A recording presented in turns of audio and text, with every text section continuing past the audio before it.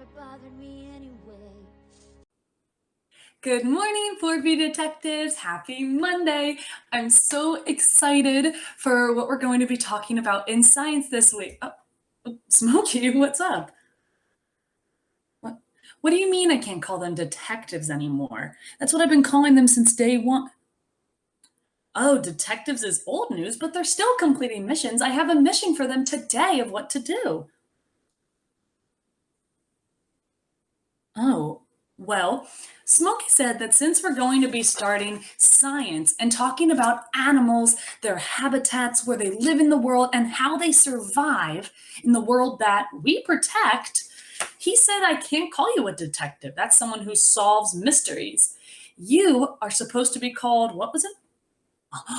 Your new nickname is 4B Explorers. We're going to be going around the world every week to different habitats, maybe 2 habitats a week, maybe just 1. I'm so excited to go to these habitats with you because eventually you are going to get to do your animal project. This is my favorite part of the year. You are going to be learning about different animals, what they do to survive, what they eat, what they look like, where they live. And you're going to get to pick one animal that you are going to be a professional on. Remember when we did our Wonder Days and some of you picked animals? Well, it's kind of like that. And eventually you'll get to do a project on it. You'll write about it, of course, but there will also be an arts and crafts part involved, and we'll all get to share it to each other. Hopefully in person, but if not, I'm so excited to see your videos on your projects. Thankfully, we have a couple weeks before we get there, and you have a lot to learn about before you can make such a big decision on which animal you are going to research, right, bud? Well, my explorers, in order to get to that point, you need to learn about what that important word is that I keep on saying. Habitat. I'll write it up on the board. I went ahead and wrote habitat up on the board. Habitat. Habitat. We talked a little bit about that last week. You told me, you told your classmates how to protect 2 habitats in our world, the forests, and you told me not to cut down trees, to pick up trash, don't paint trees, definitely don't. And some of you taught us about the ocean, which is the biggest habitat in the world. You said clean up beaches, make sure not to have oil spills, and make sure not to fish too much that we run out of fish. That's how you protect those 2 habitats. So thinking about that being what a habitat is, a habitat, the science way of explaining it, is it's where a group of animals live and the type of weather is very specific or it's very special to that spot. So, for example, a forest is very different than an ocean. The animals that live in the ocean, like a whale or, the clownfish Nemo, they're not going to be flopping around on the ground of a forest. Just like how you won't see a deer surfing in the ocean, and I'm sure we're not going to see a raccoon going diving, right? Well, a habitat is a home. A habitat is a home for specific animals. And those animals grow up and survive by the way they adapt. Ooh, that's a special word. Let's write that too. Habitat. And we'll write adapt. Adapt. Adapt is how you think, how you change to be able to do something. Well, if you're not good at reading and you find it really hard, how you can adapt is by practicing your reading every day. Or if you're a polar bear and you're living in the North Pole, how do you adapt? You make sure that your fur is nice and thick and it keeps you warm. Adaptations, or how to adapt, is how you survive in your habitat and you're able to live, able to find food, able to make a family, and able to survive without getting hurt because you're not ready to live there. For example, a fish would definitely get hurt living in a forest. So instead, a fish adapts by living in the ocean, with gills so they can breathe underwater. Bloop, bloop, bloop. Whereas you and me could live in a forest because we can breathe that air. Or, maybe you grow hair, or you grow fur. We wear more clothes to make sure that we're warmer or colder wherever we're going. Now, I could go on forever about this, but how about we get a little more specific? Every time that we have science, we're going to be talking about one or maybe two habitats in the world, these different homes for animals. Habitats are huge, so don't worry, it's not the size of a house or a size of a playground. I'm talking about big places like the ocean. We'll be talking about the ocean later on in the week. How about we go to the coldest parts of the world, like the North and South Pole, and learn about that type of habitat? Do you have any idea what it might be called? Hmm. Well, if you have your packets, these are your animal packets. I only have a cover for one of them though, so don't worry, you don't have to waste ink. And if you have it online, it'll look like this. You are going to be going to the Arctic today.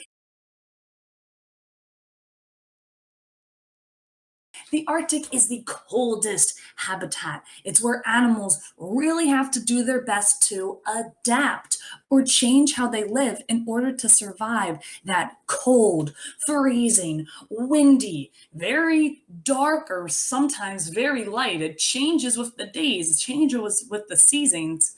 That very crazy habitat. Maybe you've seen movies like Ice Age or Happy Feet or even Frozen. That is an example of an Arctic habitat. Arctic is the coldest part, so let's go head over and try to see what animals live there. Go ahead and get your packets, my oh, don't worry, Smokey, my explorers.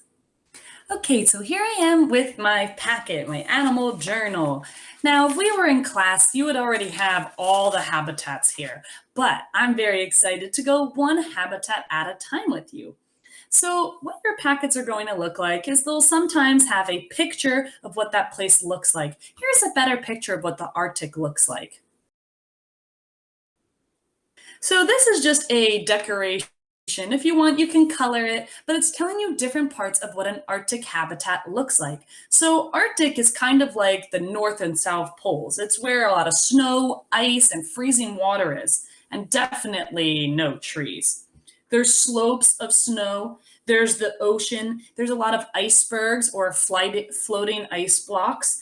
And the more land part where it starts to become freezing forests or a lot of animals live there, kind of like the penguins, those big ice blocks that they walk on, that's called the tundra. So that's a special word that you'll be learning on later in the year or later next year. But the Arctic is known as those two different sides of the world, the North and South Pole. And there's many animals that you actually know that live in the Arctic. This is what your packets are going to be looking like. You'll have a short little page that tells you about an animal. These are kind of little nonfiction pieces that you could have read in one of our library books. But we have it written here. And if you want, you can always go look down here to learn a bit more about the animal, like how to find what it eats or find what it looks like or where it lives, what's its life cycle like. Remember that word life cycle. But I'm just going to be having you read this during class. And here you'll have what's called a diagram. So a diagram is when you have the picture of something and look, non-text features. Oh my gosh, non-fiction text features. Who would have guessed? Think, is this a caption or a label? Which is the one that points to different parts of a picture? For those of you watching, did you say label? A label is pointing to something, whereas a caption writes about what's in a picture. Every day that we do a habitat, we're going to be learning about some very popular animals that live there. We'll be learning, how big they are, what they look like, what they eat, and what they do to adapt. Ooh, adapt means survive and change to live in that space.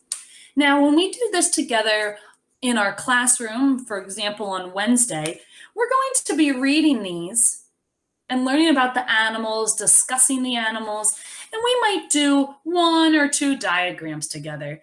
But the rest, I would just read you which animals there are, and you're going to finish it for yourself. The awesome part about us talking about all these animals is I actually have more than just the animals you see in your journal because of course there's not only 6 or 7 animals living in the wilderness, right? There's a big list of them, and you'll be able to choose from that list later on when we do our project. Here's today's list. Here I am clicking on our post for today. You can see I actually have 2 little videos. I'll have a video on the habitat every day that you can watch to learn more. But see where it says Arctic animals? Oh, look, Miss Remitz made a typo. I'm definitely going to have to fix that. Where it says Arctic animals, if you click on that, it'll open up to, wow, that thing definitely blends in with the snow. It'll open up to a whole list of the animals that are in your packet, but also other animals that you could learn about. Look, like a snowy owl. Ooh, there's an Arctic wolf, Arctic fox, all different animals that you might have wanted to learn more about. And you thankfully don't have to go diagramming them. But that's a list of the animals that you can learn about for your habitat project if you choose to do an Arctic animal. Let's get back to the packet. All right, my friends. So unfortunately, something happened when I was filming this video. Hopefully this doesn't happen on Wednesday so that you can see my packet. I decided that because the camera wasn't picking up my paper packet, I would jump on the online packet some of you might be using, but it's also the one that I showed earlier. First off, check this out. Look how cool, my mouse is huge, isn't it? Look at all that it can do. But I thought that it would be nicer to have my screen so that you can see it really nice and big. And it's also, not the lighting's messed up. And also I thought it'd be cool to have a big mouse. So this is the Arctic Habitat Packet. While I was waiting for my video to load, I actually colored it a little bit. I'm still not done though. I thought that this would be a better way to check it out. Here we have the slopes, the ocean, the tundra, which like I said, was the more land part of the Arctic, kind of where it becomes more like our world, our country, more solid land, and it's not just breaking off floating ice blocks. This is where a lot of the animals, like polar bears or penguins, that's where they live. So down here it says, in the Arctic, there are cold, icy oceans. They have blocks of ice floating in them. The tundra, oh, that's what we were just talking about, is a snowy open land with few, meaning not many, trees and some slopes and hills. Eventually, as you get more south in warmer parts, there might be some, trees that we see out in the wintertime, but mostly it's just ice, ice, ice. So your first animal is the polar bear. A lot of you know about polar bears. You see them in movies. They're very famous when it comes to the Arctic habitat. This is what you're going to be doing with your packet. You're going to be reading the nonfiction piece about the animal. You can see it's not too long, but it has a lot to say.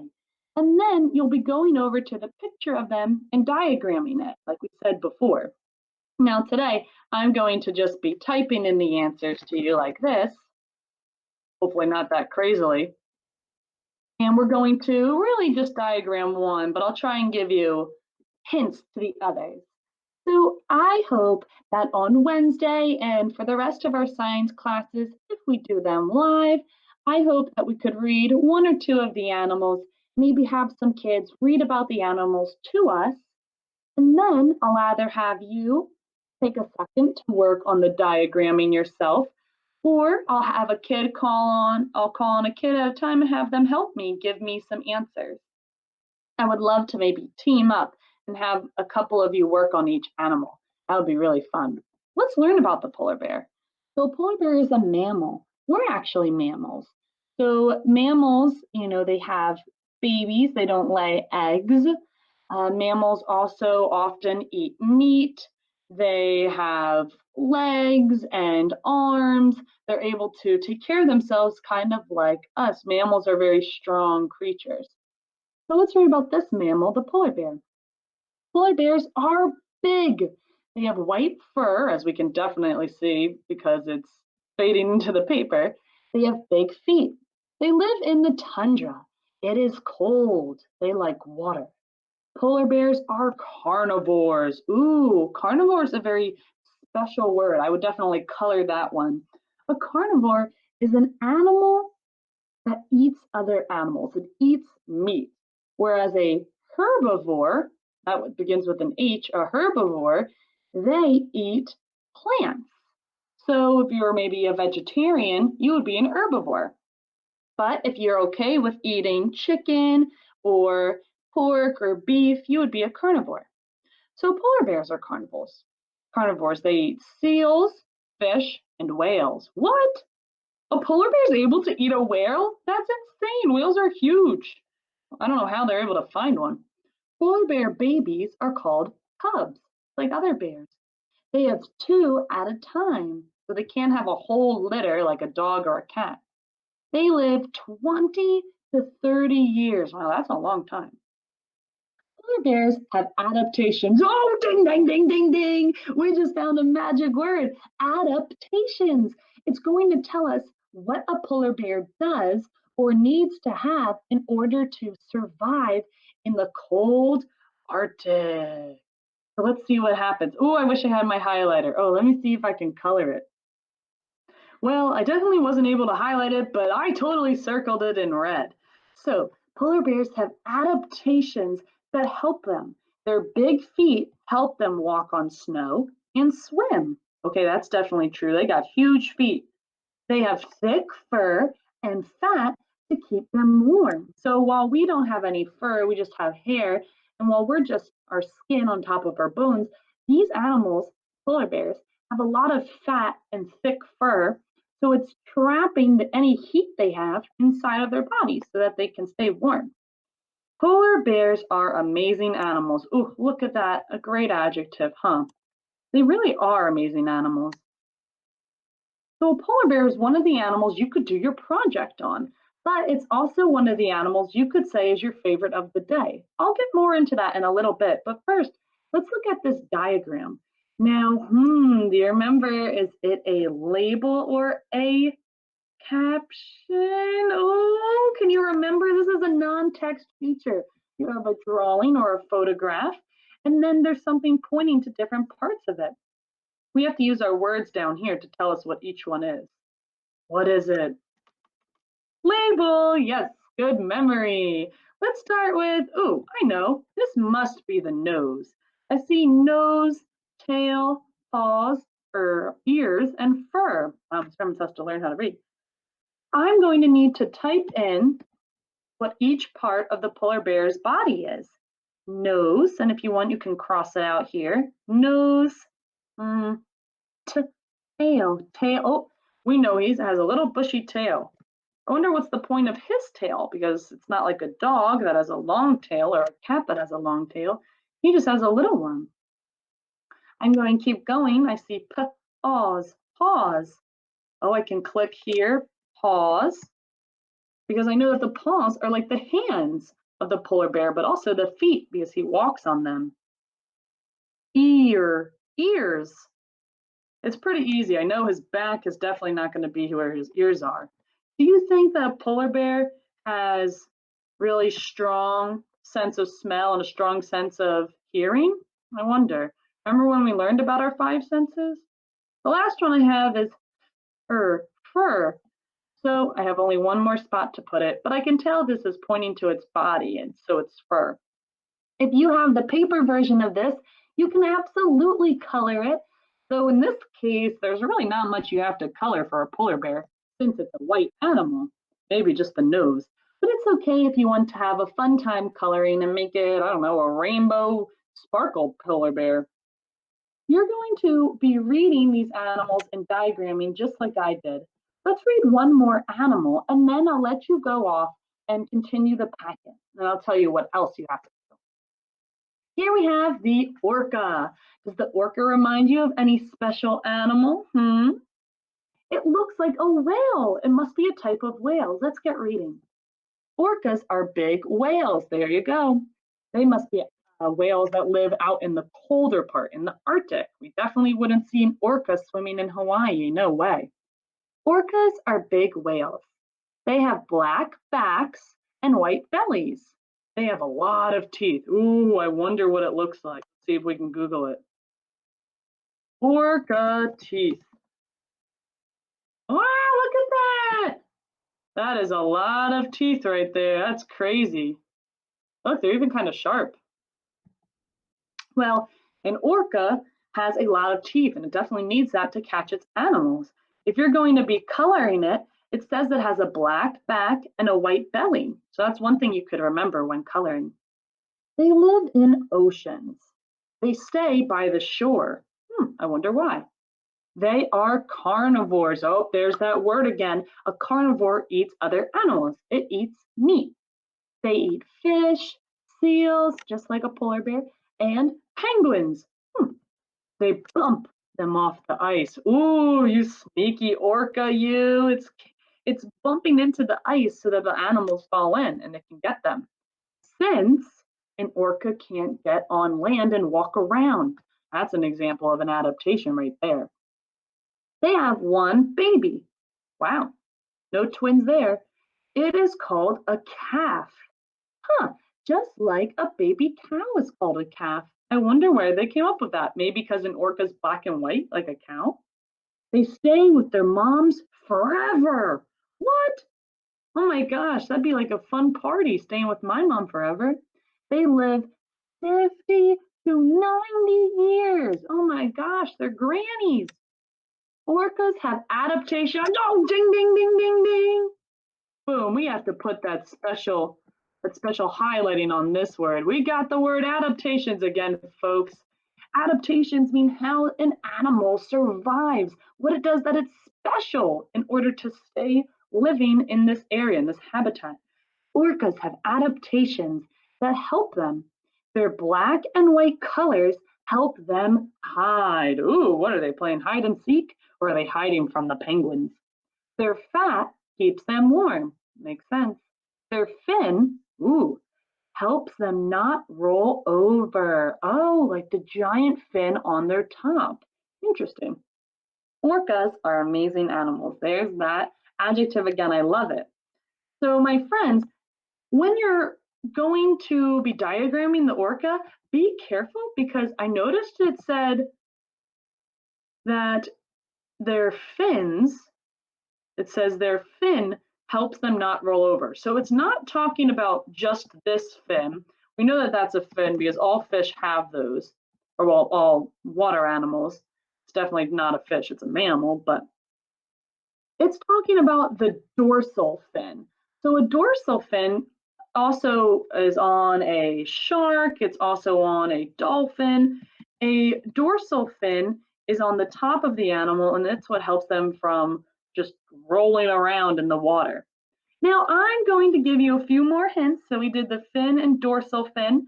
There's actually a dot here. It's not just the arrow. It's actually a hole in the top of the head of an orca, of a whale. This is called the blowhole. So because dolphins and sharks and whales do need to have some air, the blowhole is here for the whale to come up and spray out any water that it took on. Let's see. Ooh, tail. We definitely know that the back of the animals, its tail. And on its belly, do you remember what color it was? Black or white? Oh, well, it says here white markings. So that must be what we should write here, white markings. Well, my friends, we went ahead and diagrammed the orca and the polar bear. You're going to be reading about the emperor penguin, any moose, well, a meese is the plural word, but the moose that you would find in the more warmer part of the tundra, and then actually a bird here too called the puffin. The puffin actually looks like the penguin, but this one can fly. So I'm curious to see what you read about the puffin, the moose, and the emperor penguin. Now, like I said, these are not the only animals that live in an Arctic habitat. There are hundreds, and I have a short list on our classroom page that you can read after looking at your packet. You do not have to diagram them though, like I said, don't worry. And you can read about those animals too. What you're going to do today is not only read and diagram, you're also going to go to our Flipgrid and pick one animal, whether in our packet or from that list of animals that I showed you on our classroom page, and you're going to tell us which one is your favorite of the Arctic habitat. You do not have to pick this animal as your project, do not worry. You could always pick a different animal. But what's really nice is this is a whole list of animals that you can choose from when you finally have to pick that packet, or pick that project, I mean. All right, my friends, let's head on over to the Flipgrid. All right, my friends, so I made it to our classroom page, and I'm going to classwork. Now, yours will look a little different than mine because this is the teacher's page, but there's our reading log postcards that you've been doing so well on, and then here it says science, Flipgrids, and activities. So I have the packets on here for my friends who are using it online, but I also have where it says Arctic animals, oceans animals, rainforest, savanna, desert, you name it. What's going to pop up for you is a Flipgrid, and it's going to ask you, which is your favorite animal of the day, of the habitat that we learned. It says animals, yay. So once you've clicked on it, it'll ask you, which animal is your favorite from today's habitat? Let us know. So now that you've done the packet, you're going to read and diagram, maybe even check the list out that we talked about of all the other Arctic animals that you can choose from. And then you'd come here and send a video telling us which one's your favorite and why. You have to tell us why. You can't just go, I love polar bears. You have to tell us, I like the polar bear because. Give us some reasons. Did you like that it was cute, that it was cool, that it was maybe small or big?